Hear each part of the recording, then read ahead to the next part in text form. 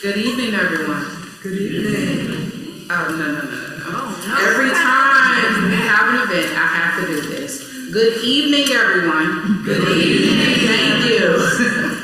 Oh my God, you sound like you sleep already. Don't do that to Dr. David. Thank you all so much for joining us for the annual E B Dubois Lecture. I am so excited for our speaker this year, especially in the season of What is Simon's Rock Now. I'm excited that Dr. Felix was willing to give us a wonderful, wonderful speech for this evening. But before we begin, we are going to introduce Felix in a different way. So Leori has decided to do Felix's introduction for us. Leori? Yes. I promise I'll behave, everyone. All right. Dr. Professor Felix U. Kaputu, short bio, is an accomplished international scholar whose remarkable academic journey began in the Democratic Republic of Congo. He earned his first doctoral degree in comparative literature from the University of Lubumbashi in 2000, focusing on psychoanalysis, gender, and identity construction.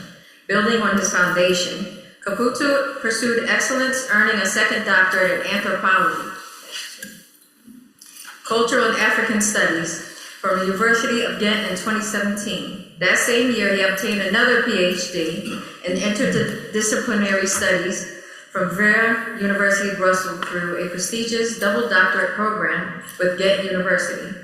Later, he received a postdoctoral diploma in Brazilian and Southern American studies.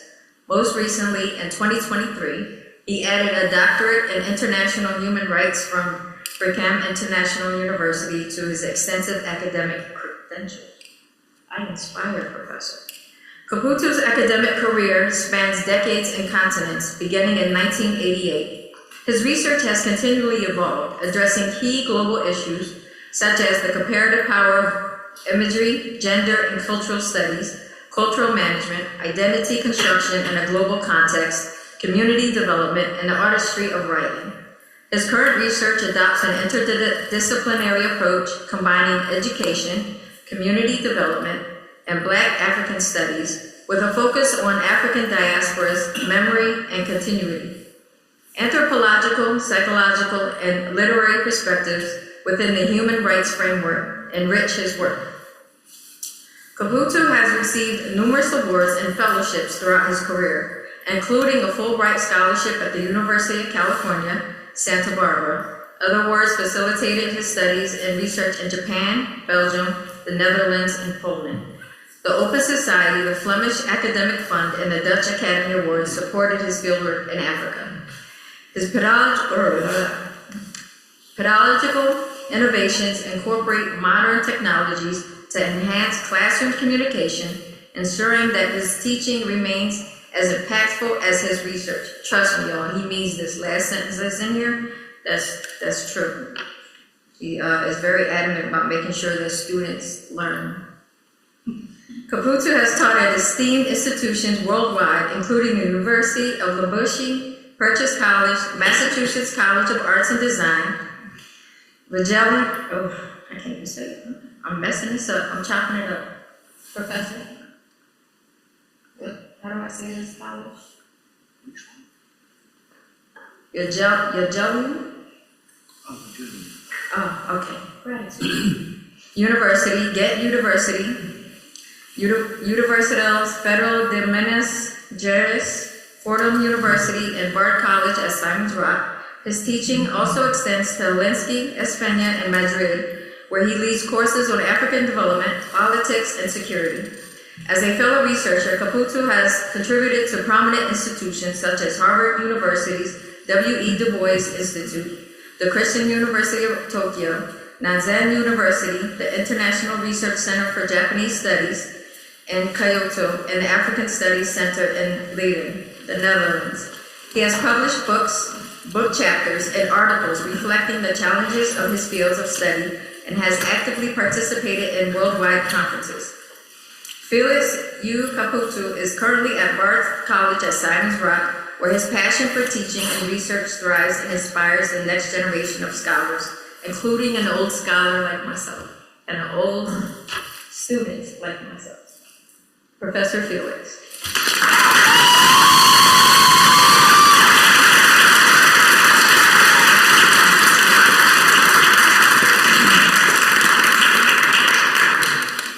Welcome, everybody. I'm so happy to see you all around here and late in the evening.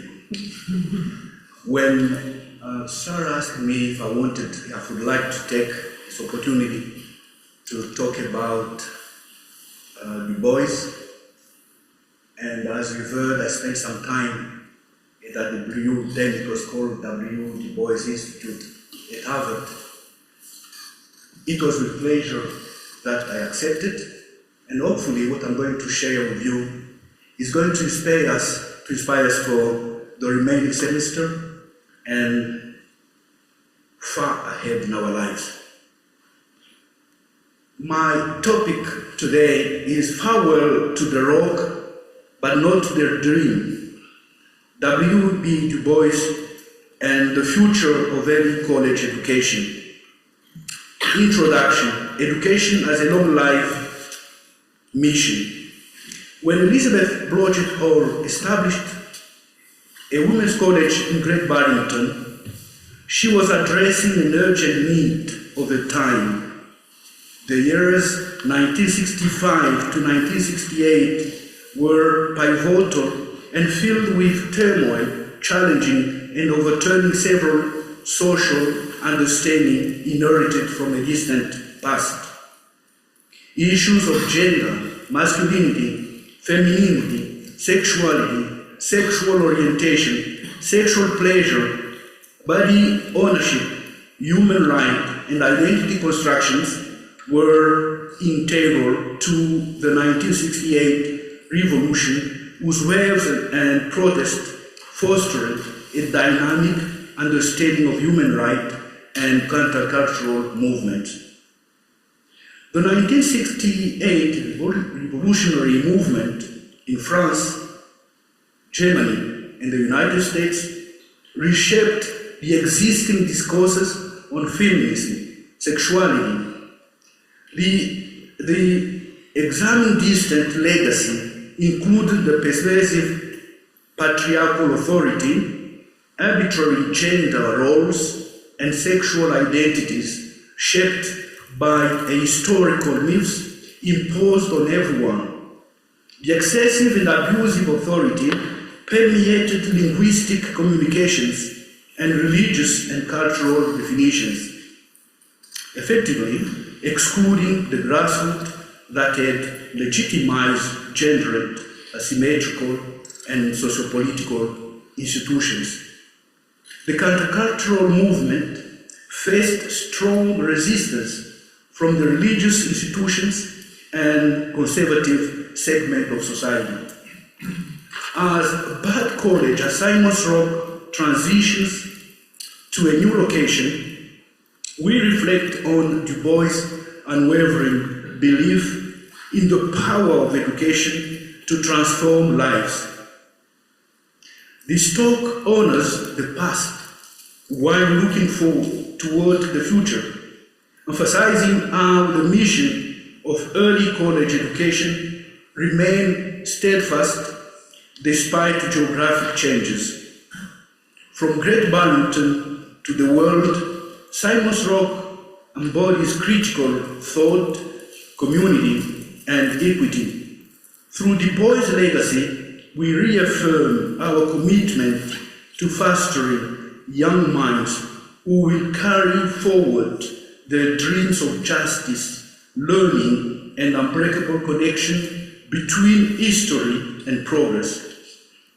A retrospective observation of Du Bois and Hall's education project questions what shared memories, pedagogical strategies, and education style will last after Simon's Rock moves to the Messina campus.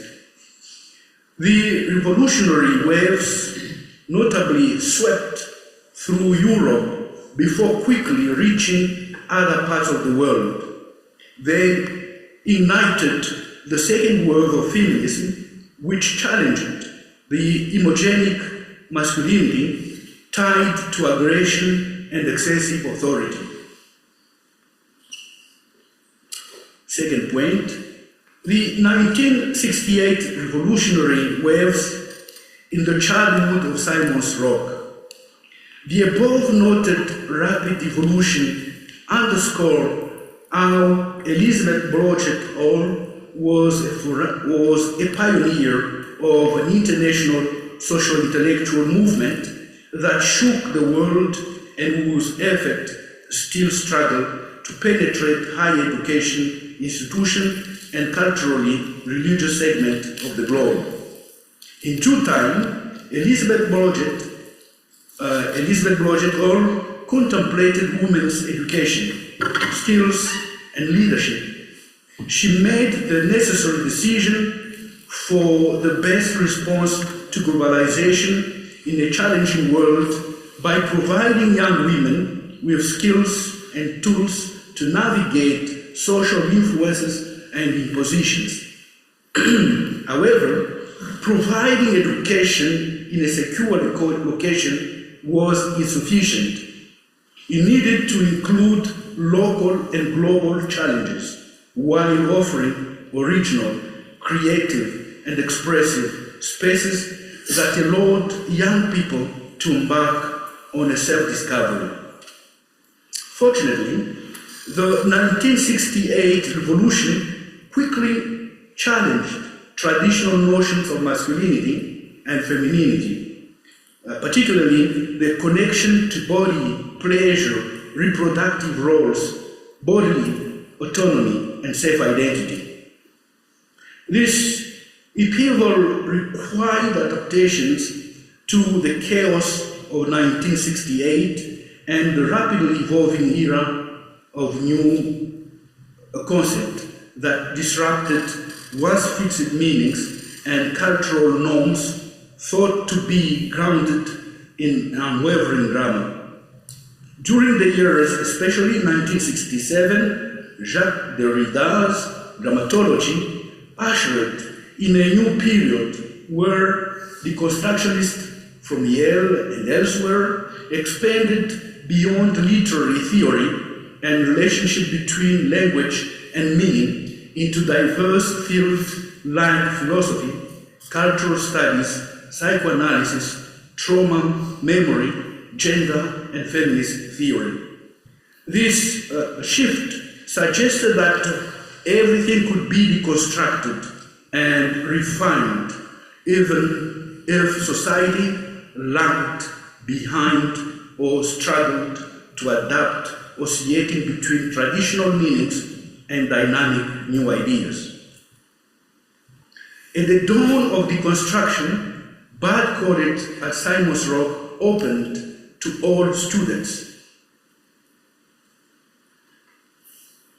In 1970, welcoming students to embrace their lives and receive a prestigious education centered on small groups, allowing each student to reflect on their existence as they navigated the distant levels theorized by renowned philosophers, engaging in practical life rather than endorsing dry theories.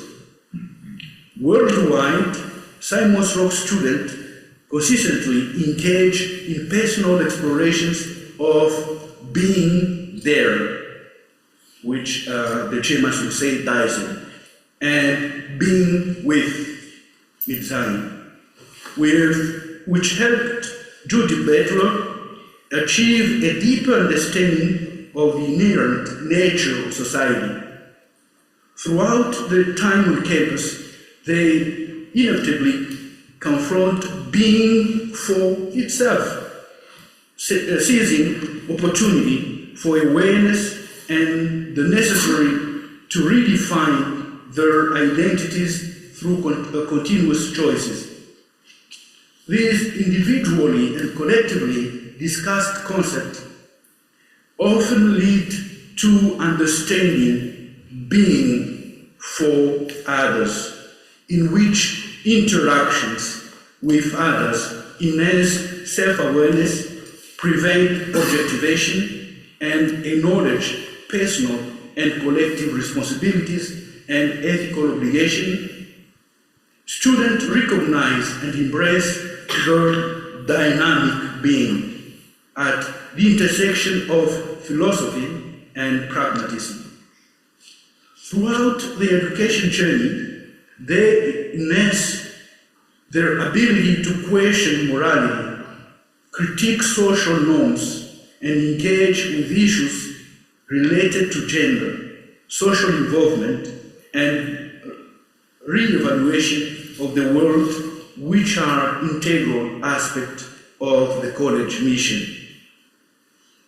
It is worth noting that despite the rapid changes reshaping the world, many forms of resistance emerged, even in the countries that were the first to proclaim democratic aspiration and the human dreams of freedom and self-direction in life. Universities and colleges became the battleground for racial justice in interesting intersections of civil rights movement and higher education. In 1968, Dr. Martin Luther King Jr., renowned for his pursuit of human rights, drew greater attention to the trends of that year concerning racial, gender, sexual equality, and human rights. His speeches and writings emphasized the importance of education and social transformation and liberation. Consequently, human rights, freedom, sexual expression, and orientation were reinforced, culminating in a turning point for LGBTQ activism in 1969. From educational perspectives, Du Bois and Martin Luther King Jr. display similarities and differences. They both advocated education and racial justice. Point 3. Elizabeth Blodgett Hall and E B Dubois social engagement meet.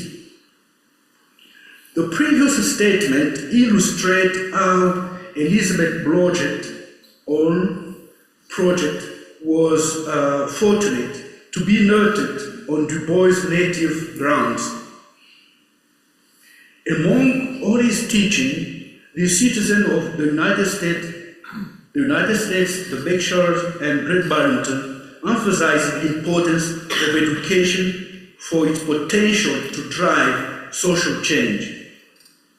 In his book, which we have used for years in seminar classes, The Souls of the Black Folk, we observe Du Bois, who not only, open quotations, criticizes the spoken and unspoken rules of dictatorship in interracial interactions in the reconstruction of the South, close quotations, but also doubtlessly seeks to avoid being a problem. He aims to be the solution by actively addressing, open quotations, the double consciousness, the two-ness, on going beyond looking at oneself through the eyes of others, close quotations, to discover the power of, open quotations, simple flashes here and there, like falling stars, sometimes dying before the world rightly gauges their brightness. End of quotation. All humans deserve a good life without being tied to a tumultuous past. This inquiry into humanity transformed Du Bois' activism into a quest to restore people's dignity through humane leadership and social conditions, all facilitated by education. Du Bois rushed to the south of the United States and from scratch launched an educational initiative blending the sound of nature with farming tools, morning birds, and energetic running children.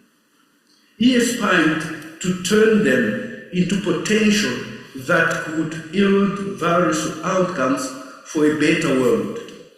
Du Bois regarded education as an innovative force capable of breaking and transcending any social barrier, challenging social, psychological, and ideological limitations, and constructing new lenses for improved vision and understanding.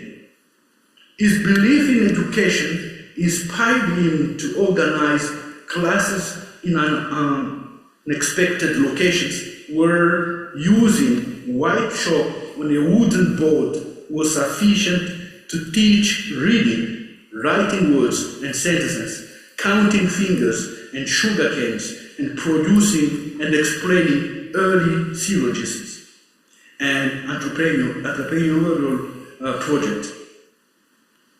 His convictions and commitment to change were enough to create a safe environment, knowledge that connected people worldwide. Once convinced of the result of these fundamentals, Du Bois traveled to other countries in search of additional educational resources.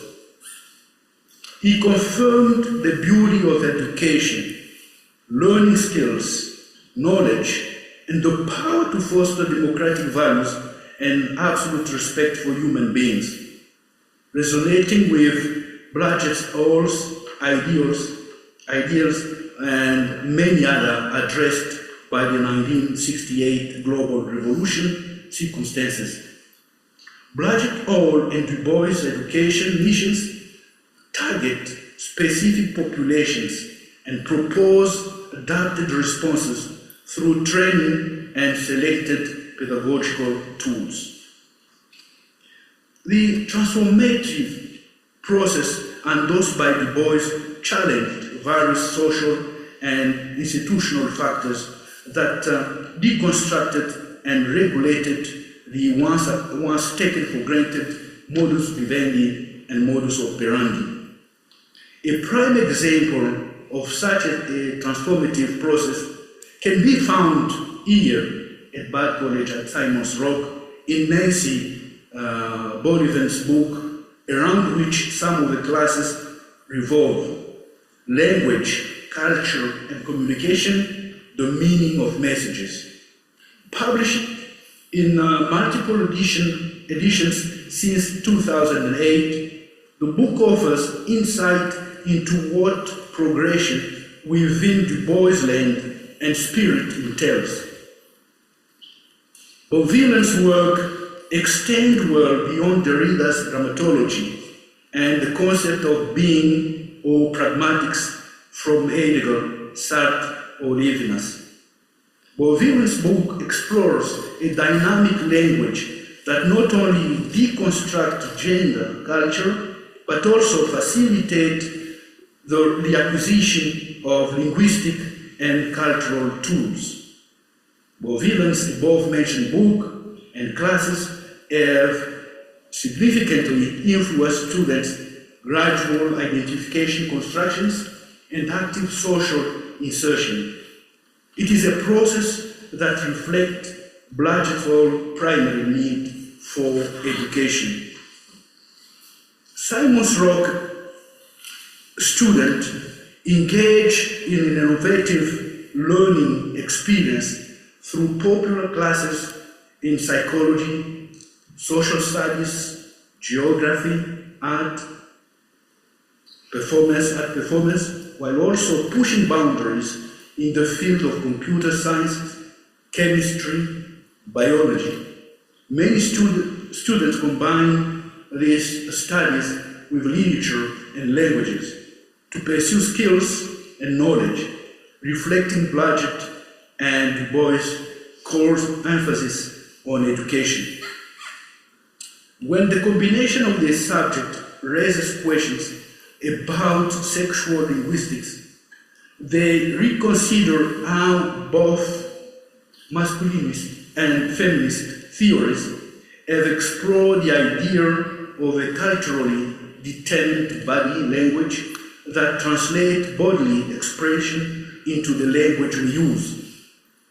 Critics have increasingly highlighted the artificiality and ambiguity of the terms through which we believe we understand the world and the human beings.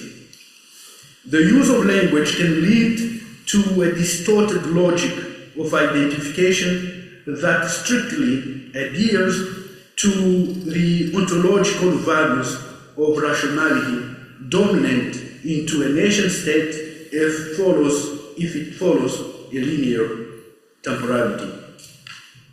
Fortunately, Simons Rock students are trained to critically examine this concept, informed by their interdisciplinary exposure. They revisit questions of gender, cultural constructions, and identity, as well as culture, sexuality, equality, property, kinship, rituals, politics, colonialism, and history of slavery, with independent spirit, eager for knowledge, tailored to the revolutionary mindset of 1968, ready to question and uncritical adherence to diverse intellectual or ideological legacies. The spirit of academic curiosity, combined with sacrifice and a strong commitment to dismantling legacies that commodify humanity, inspired Elizabeth Blodgett Hall to launch the Simons Rock Education Project.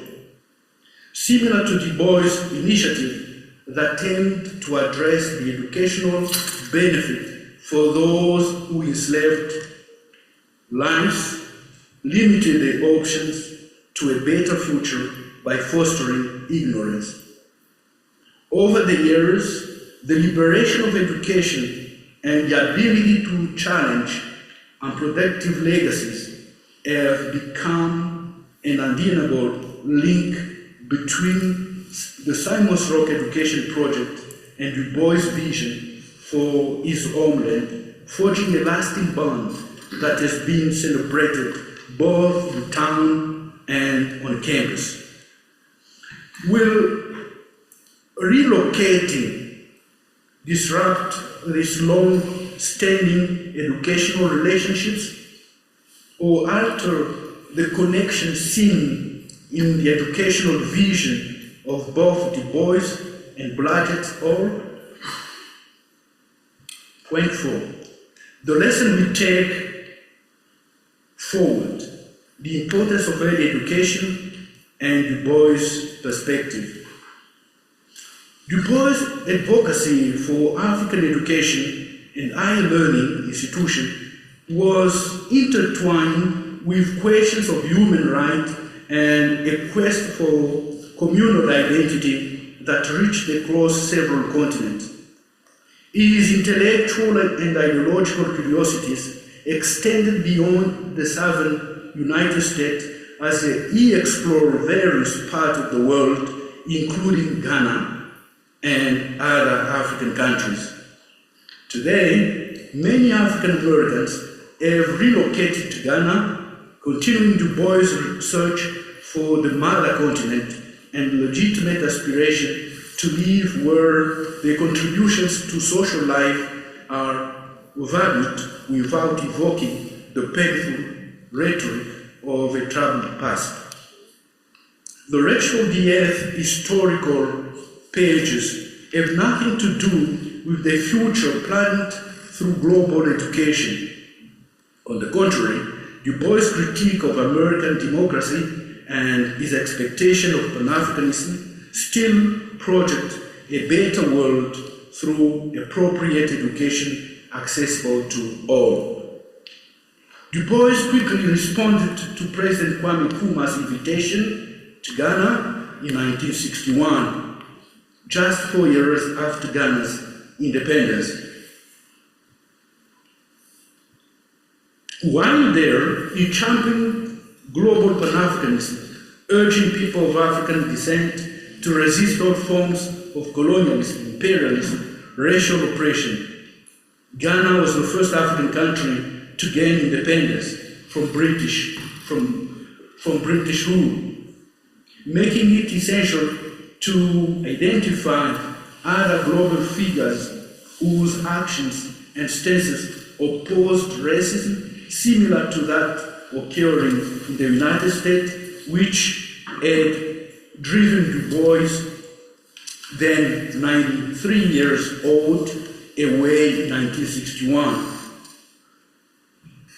Du Bois' stay in Ghana symbolized a return to Africa that many African Americans have envisioned for generations. The return deepened their understanding of the African American historical narrative and encouraged involvement in a similar revolution to liberate people from oppressive systems. Like in the American South, Du Bois' mission in Ghana emphasized education and transforming Pan-Africanism into a platform that would enable global African population to unite around common goals and free themselves from the Western imperialism that often assumed Africans would endure conditions of slavery, colonialism, and post-colonialism domination. Education once again emerged as a vital channel for raising awareness about injustice faced by Africans for far too long. African scholars, artists, and activists needed to strategize ways to challenge the dominant order of that period. It is important to recognize that Kwame Nkrumah Du Bois Alliance for Pan-Africanism continues and requires human resources, as the troubling situation in Africa involves many layers that cannot be addressed at the same time. New activists should carry on this work in a world where perception of Africans are often regressive and hinder effort to establish a better direction for global interactions with Africa and its people across various continents. Du Bois passed away in Ghana on August 27, 1963. Even in death, his spirit remains vibrant, stretching from his homeland of Great Barrington to various parts of this country and the world, and carrying a giant poster with big letters: "Education liberates, education is the solution." 2 years after Du Bois died in Ghana, Simon Rock inherited a tremendous legacy that cannot overlook how the Great Barrington native addressed local and international challenges. The locality that defined his personality encompasses dynamic involving intellectual resources and engagement with others. Du Bois' life exemplified the ideas of being for others mentioned earlier in this talk. Through his commitment to racial justice, education, and international solidarity, it transcended Sartre's existentialist notion of being for others, which many viewed as a source of alienation. Being for others evolved into an ethical mission to assist those facing injustice and inhumanity. For a while, this perspective led him to conceive the idea of the talented tenth, advocating for an African elite to guide the world toward a collective responsibility. Furthermore, his later years in Ghana illustrate how his identity connects to Africans worldwide. His ability to engage with various contexts, to address issues and confront challenges, forms another link between Du Bois' work and Simon's work vocation. Engaging with different contexts aligns with Simon's Rock mission to unite diverse individuals from various traditions and parts of the world. It represents a commitment to continuing its mission and working with young people from different backgrounds. Du Bois' role in the Pan-African Congress also articulated a vision of united Africa for quick response to reinforce decolonization. The Du Bois project is still unrealized because many African countries feared that a total swift conversion to Pan-Africanism, as Du Bois proposed, would jeopardize their independence, which was gained through significant sacrifices. Point 5. We get into the end. Challenges and opportunities in higher education today, continuing the journey beyond the rock. During Du Bois' era and early in Project Hall's work, education project had a dimension we do not see today. These days, parents spend much of their time outdoors for work and other activities.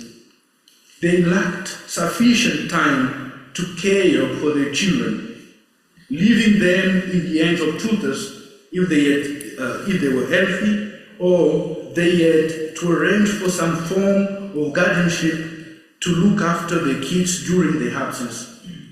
However, workers' unions have fought for schedules that allow families today to spend more hours together during the week and actively participate in the education of their children.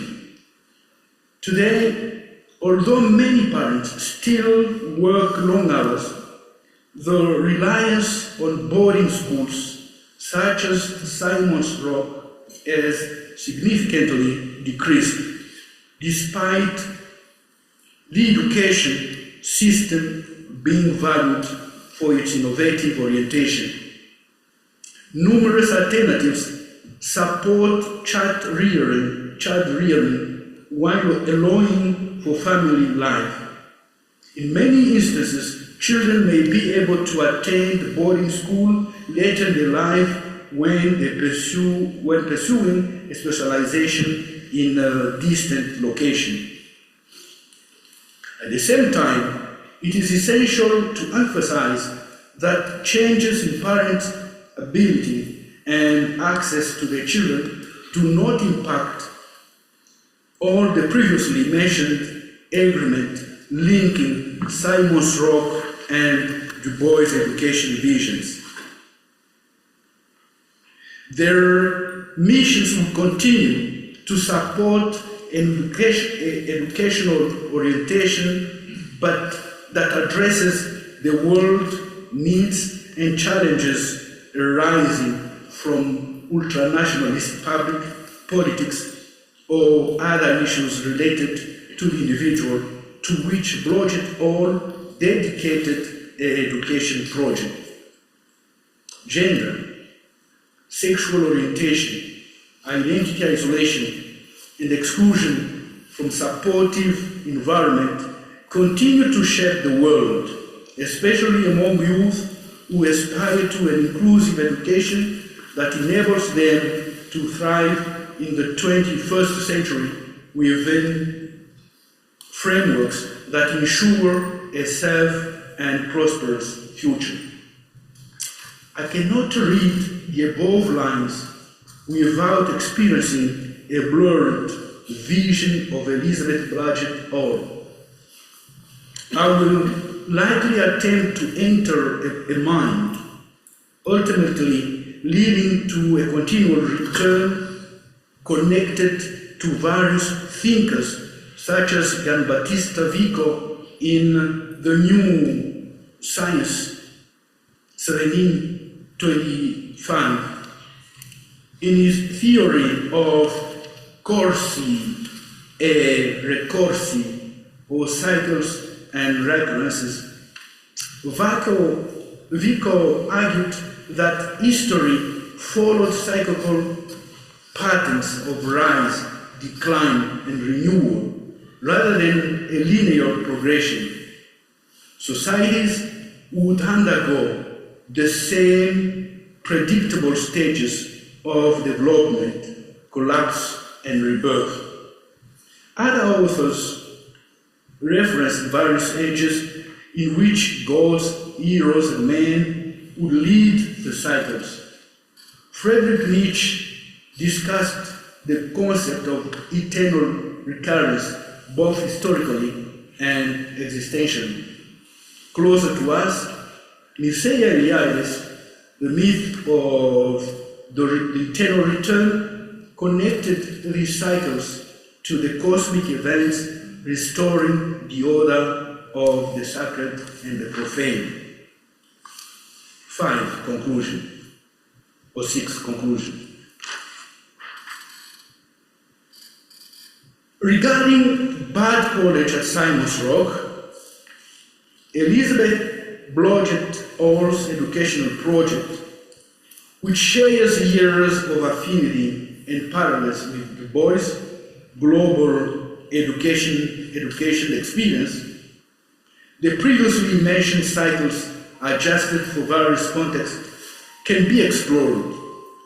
However, such a comparison would be misleading because the vitality of inherited legacies depends on the action of the heirs. Beyond theories surrounding various education models, Simon's Rock will undoubtedly share upon critical pedagogy to adapt to its new role while seeking inspiration from pedagogies suited to diverse circumstances. Moving to a new location requires sacrifices and tough choices regarding every aspect of the ancient site, including its land, resources, and people. Regarding Simon's Rock, apart from the ongoing book project, gathering alumni memories, several other forms of memories will persist through storytelling, and some will continue through classes like seminar, which will eagerly discuss and write about various aspects of Simon's Rock.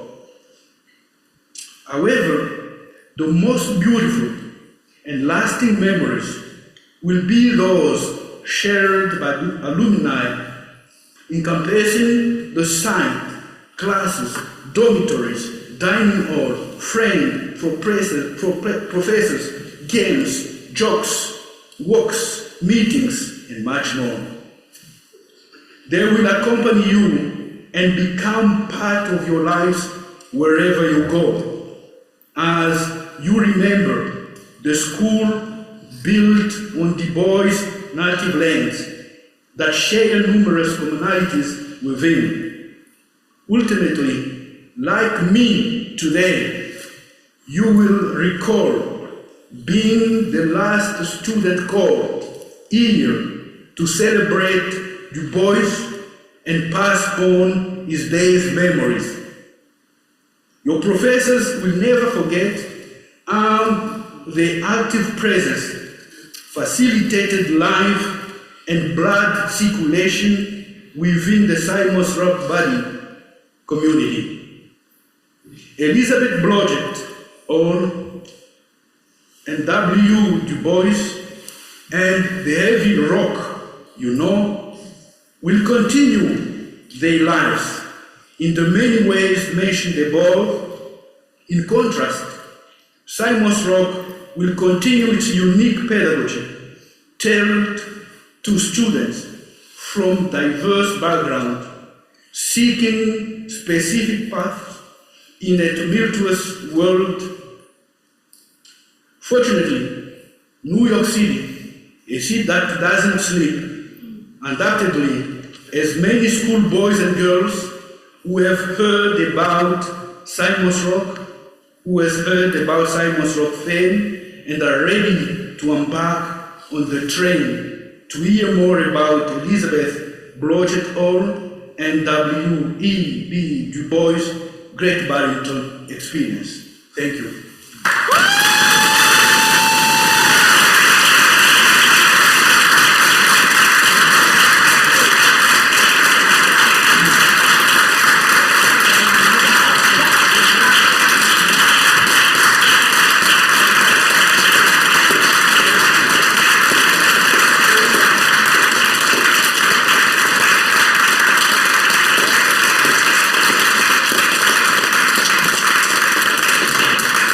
Thank you very much.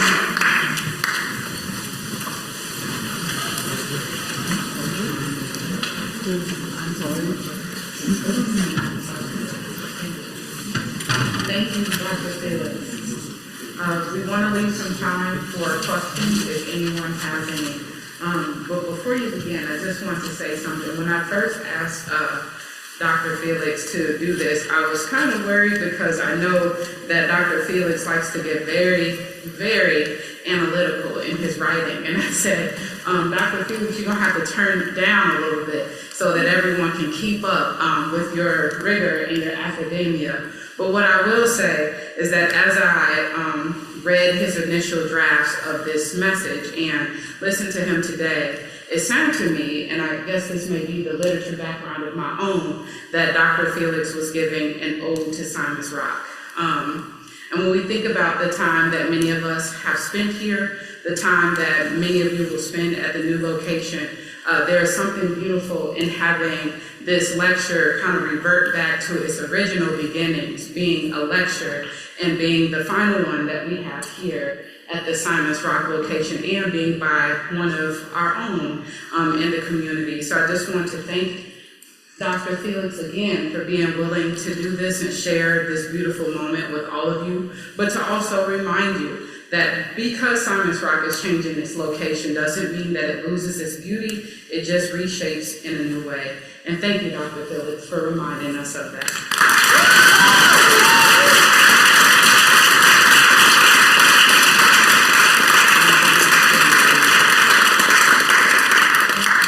Any questions for Dr. Felix? Look, y'all, you got no secret. Feel like I'm in class.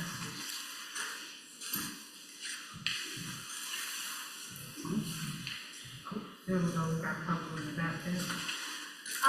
Felix, my question for you is, I'm really curious to know at what period of your life you became familiar with the Du Bois history. Yeah, should I answer straight or take a couple of questions? You would like to do? I think I'll take a couple of questions and then I'll answer it. Thank you, Maria.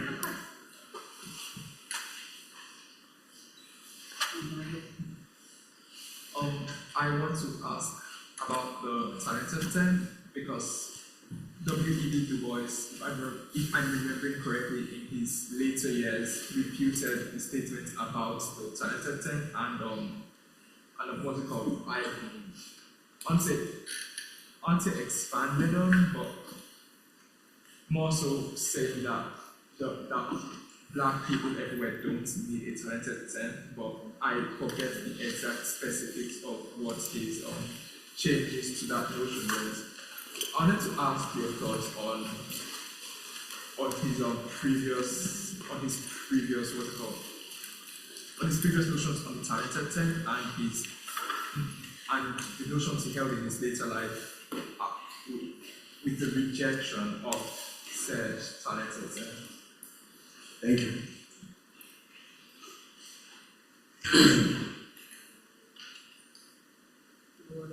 Yeah, let me answer these two questions. Thank you very much, Maria, for the question. Yeah, I happen to, as I said before, to know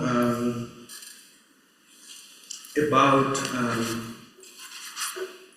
W. E. Du Bois because I spent the year 2006 and 2007 at the then W. Du Bois Institute at Harvard University.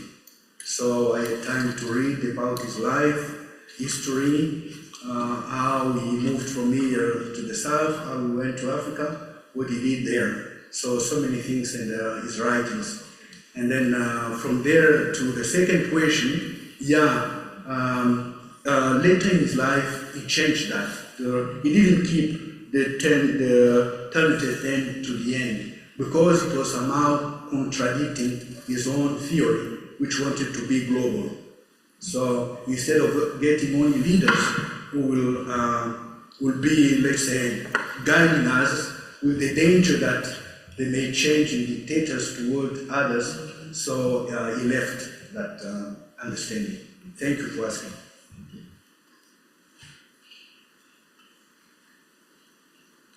Yes, Chris. Felix, thank you for such a wonderful talk and grounding so much of this in language and the construction of meaning and ontology. Really just phenomenal.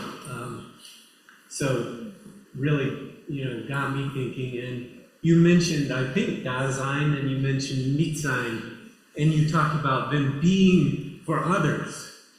Can you help me? I have a gap when I think of Dasein and Mitsein, and then all I can reference in my own mind is like this idea of the Bodhisattva, because I have more training there in Buddhism. Can you elaborate more on this, as an existential sort of aspiration or path towards something transcendent of, very limited kind of being? Thank you. May I take another?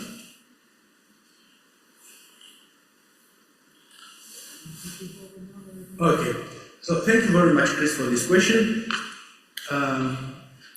It took me a couple of years to get in the mind and to understand what these essentialists were writing about. I read Sartre, but Martin Heidegger and Levinas were also coming on the same concept.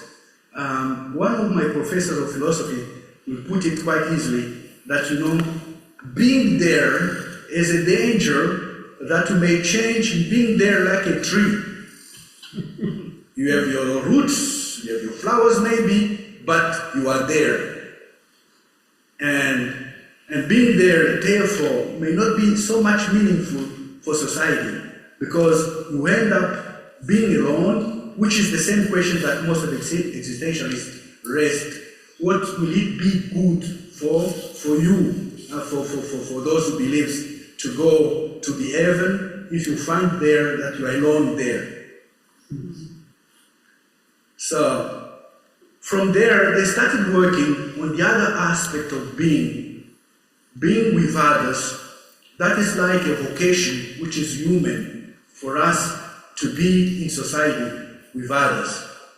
But there is more. There are a few examples I may mention, like the professor Nancy I mentioned in my talk earlier. You look at somebody who's been spending the entire life teaching, loving being with students, or the other classes I've mentioned, being there, which reflected the fact that these professors, these human beings, they look at it, they can't look at their life with that aspect of being with others. And Simon Rock in that way gives an example or that of being with others coming from around the world. Yeah, I don't know if that Definitely. is Thank you. helpful. Thank you. Yeah. Any other questions for Dr.? Oh, Maya. Hi, Felix. I am curious.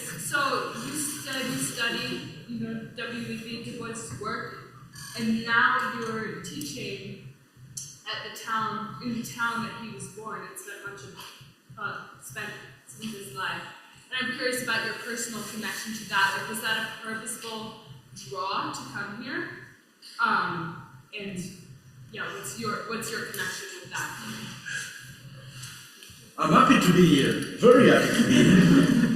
I'm happy to be here, and of the time, the years we spent here, and I wish we could stay longer. But I think John, who's present here, can maybe, when we meet him, ask him, how did Felix happen to be here? Maybe, or Brendan. If you meet them, maybe you could ask them that other question. They know the miracle they operated to get me here. I would not like, because I'm not sure, to narrate it, to give the true story if I had to tell it. Thank you. any final questions for Dr. Felix? Awesome. Thank you again, Dr. Felix.